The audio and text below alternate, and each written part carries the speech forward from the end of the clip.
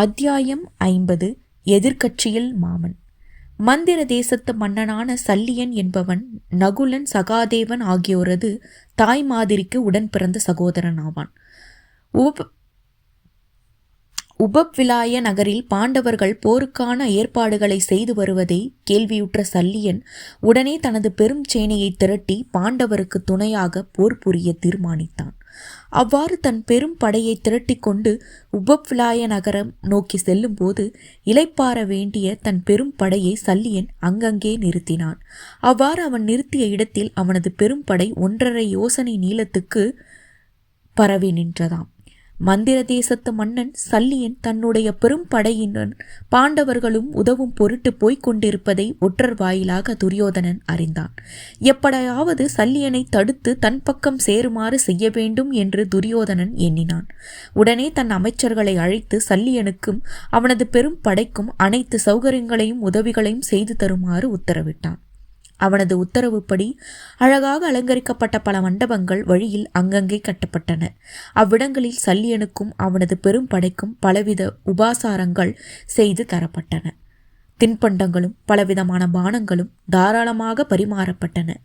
வழி நெடுகிலும் இவ்வித உபாச்சாரங்கள் செய்யப்பட்டதால் சல்லியன் மகிழ்ந்தான். இந்த உபசாரங்கள் அனைத்தும் தருமபுத்திரர் செய்த ஏற்பாடு என எண்ணிய சல்லியன் அவற்றை ஏற்றுக்கொண்டு ஓரிடத்திலிருந்து மற்றொரு இடத்திற்கு தனது பெரும் படையுடன் பூமி அதிருமாறு சென்றான். தன்னையும் தனது படையினரையும் தருமர் இவ்வாறு நன்றாக உபசரித்து கௌரவிப்பதை எண்ணி சல்லியன் மகிழ்ந்தான்.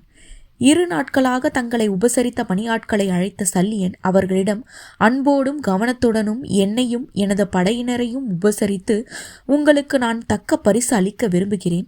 நீங்கள் உங்கள் மன்னரிடம் கூறி அனுமதி பெற்று வாருங்கள் என்றான்.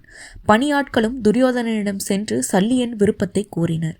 சல்லியனை உபசரித்த பணியாட்களுடன் மறைவாக சென்று கொண்டிருந்த துரியோதனன் சல்லியன் முன்பாக சென்று அவனை வணங்கினான். தன் முன்பாக துரியோதனன் வந்து நிற்பதைக் கண்டு வியப்படைந்த சல்லியன், துரியோதனா, இவ்வளவு உபசாரங்களையும் நீயா செய்தாய்? இதற்கு நான் என்ன கைமாறு உனக்கு செய்வேன் என்றான்.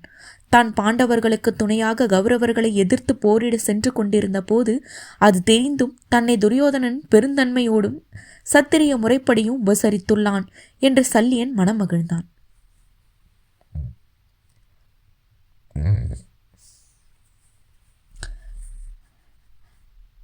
அப்போது துரியோதனன், சல்லியரே, நீரும் உமது பெரும் படையும் நடக்கவிருக்கும் போரில் என்னுடன் இருக்க வேண்டும். இதுவே நீர் எனக்கு செய்யும் கைமாறாகும் என்றான். துரியோதனனின் கூற்றை கேட்டதும் சல்லியன் செய்வதறியாது திகைத்தான். துரியோதனனிடம் சல்லியனிடமும், சல்லியரே, உமக்கு பாண்டவர்கள் எப்படியோ அப்படியே நானும் உள்ளேன். அதனால் எனக்கு நீர் துணையாக இருந்திட ஒப்புக்கொள்ள வேண்டும் என்று மீண்டும் கூறினான். வேறு வழியின்றி சல்லியனும் அவ்வாறே ஆகட்டும் என்றான். துரியோதனன் செய்த உபசாரங்களால் அறிவு மழுங்கிய சல்லியன் தன்னுடைய நெருங்கிய உறவினர்களும் தன் அன்புக்கு மதிப்பிற்குரியும் உரிய பாண்டவரை விட்டுவிட்டு துரியோதனனுக்கு துணையாக அவன் பக்கம் இருந்து போர் புரிவதாக வாக்களித்து விட்டான்.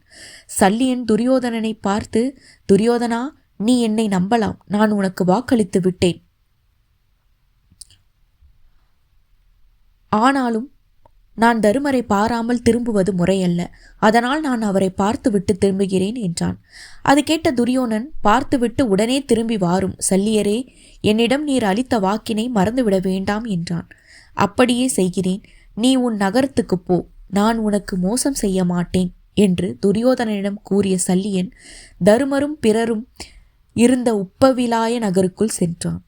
உப்பவிலாய நகரில் இருந்த பாண்டவர்கள் சல்லியனை மிகுந்த மகிழ்ச்சியோடும் அன்புடனும் எதிர்கொண்டு வரவேற்றனர். நகுலனும் சகாதேவனும் தங்களின் தாய் மாமன் வந்தது குறித்து அளவற்ற மகிழ்ச்சி அடைந்தனர். அப்போது சல்லியனிடம் பாண்டவர்கள் தாங்கள் துரியோதனால் பட்ட கஷ்டங்களை கூறினர். நடக்கப் போகும் போரில் சல்லியனின் துணையை பெறுவது பற்றி பேச ஆரம்பித்தனர். அப்போது சல்லியன் தான் துரியோதனனுக்கு வாக்களித்தது குறித்து கூறினான். சல்லியன் குறித்து சற்றும் சந்தேகம் கொள்ளாது அஜாக்கிரதையாக இருந்ததால் ஏற்பட்ட பலன் இது என்பதை தருமர் உணர்ந்தார். ஆனாலும் தன் வருத்தத்தை வெளிக்காட்டிக் கொள்ளாமல், சல்லியரே, நீர் துரியோதனன் உமக்கு செய்த உபசாரங்களை கண்டு மகிழ்ந்து அவனுக்கு அளித்த வாக்கினை காப்பாற்ற வேண்டியதுதான். போர் புரிவதில் நீர் வாசுதேவருக்கு நிகரானவரே. அர்ஜுனனை கொல்ல வேண்டி கர்ணன் உம்மை தனது சாரதியாக வைத்துக் கொள்வான்.